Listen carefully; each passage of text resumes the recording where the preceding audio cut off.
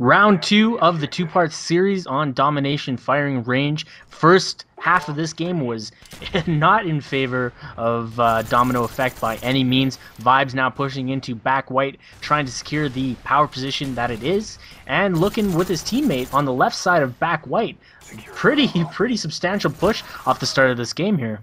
I want to actually talk about the lead that Defying History has. They have about an 80-point lead right now, and the thing that's going to be a big factor is now Domino Effect is up on the ropes. They can still win with just a 2-cap with this point differential, but not for much longer. So they need to step on the gas, and they need to step on the gas right now.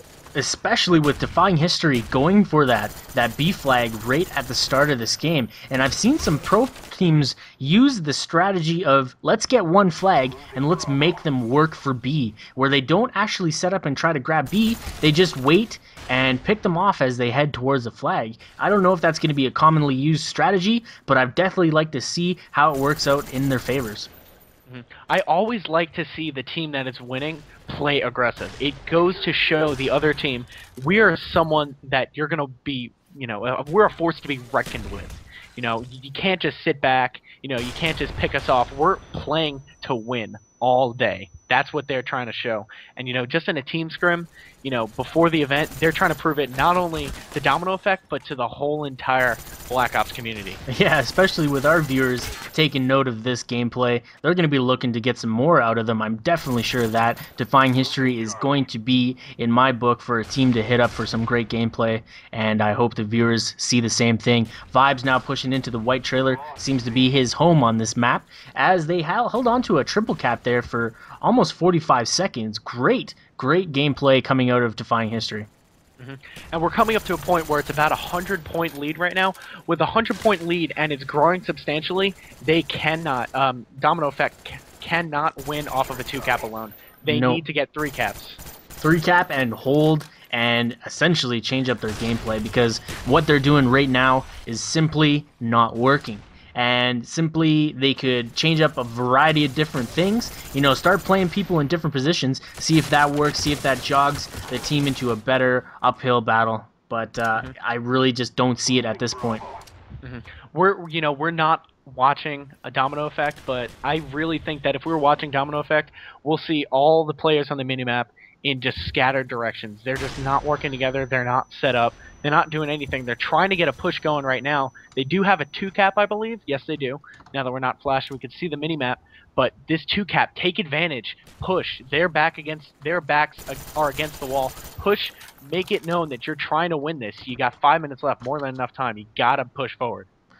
Yeah, even still with 5 minutes left and the first half of this game not in the favor of Domino Effect. It's one of those things where it's just super hard to get out of that mentality and that momentum, just being destroyed by the other team. It's just really hard to work your way out of it. VibeZ in, white trailer yet again. And if you're going to take anything away from this, it's the fact that that position is so powerful. Just look how easily he transitioned. Oh my god, a 3-piece nade from concealed from across map on bottom firing range there. Amazing. Take advantage of that, guys. Take advantage. SuRVeD gets a 2-piece to counter the 3-piece. But you got to take advantage of that. That's not what they were doing. They had one person capping B, it looked like. With one person capping B, you have the whole other team down. You got to get something. Push forward and do something. Wow. That was just crazy, the timing on that grenade. SuRVeD now pushed up into top 2. Second late. If it was a second earlier, they would not have recapped B back. Yeah.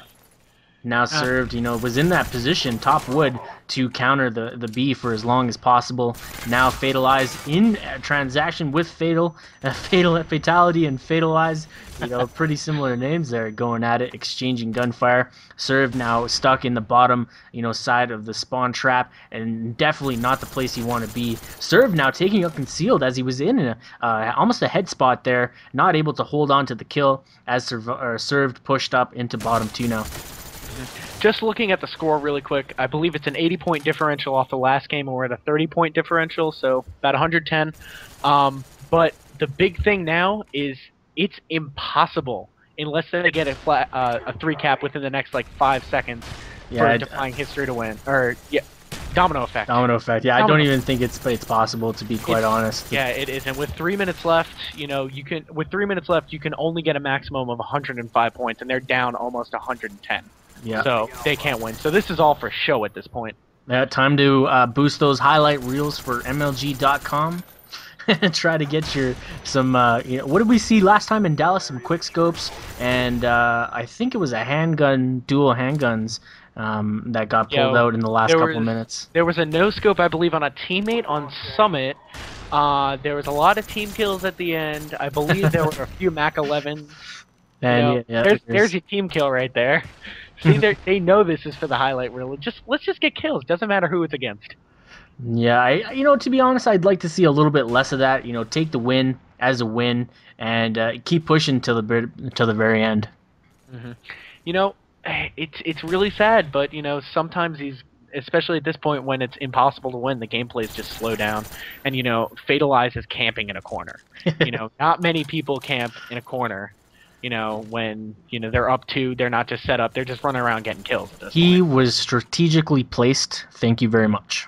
Sorry, I apologize. He didn't pitch a tent. No tents allowed at MLG Columbus. Well, minute 43 left. Is there anything you'd like to talk about? Anything to reach out to the viewers? Maybe give us some insight as to your experience, you know, being the commentator out of the blue? Well, you know, I definitely think that I learned a lot just watching Columbus, even not commentating, just watching Columbus and Dallas. I can't even... Dallas. There's too many events. I'm going to be saying Dallas, you know, all the way up until Raleigh and Orlando. But, you know, just watching all of these teams, you know, the Optics, the Fears, the Obeys, you know, just go into Dallas with the mentality that this is the first event and coming strong out of the gates. Absolutely amazing. The atmosphere at MLG Dallas was unlike anything I've ever seen before. So coming up to Columbus, you know, I learned so much just from being there, and you know, hopefully I can, you know, convey these thoughts and you know that excitement out to all the viewers. Yeah. So you know, as Dallas was your first major event, were you pretty nervous going in? To be honest, I was nervous as anything. I was excited and nervous at the same time, you know, especially when we were sitting back, you know, the first stream, the website crashed. And then, you know, we're just sitting back playing rock, paper, scissors. I believe it was Derek and Shibby playing rock, paper, scissors to find out the seeds for the teams, which was, you know, fun like anything. And then with the Black Ops technical difficulties that we had that got fixed, all that excitement and all that nervousness was just absolutely crazy. But, you know, I enjoyed it and I can't wait for Columbus.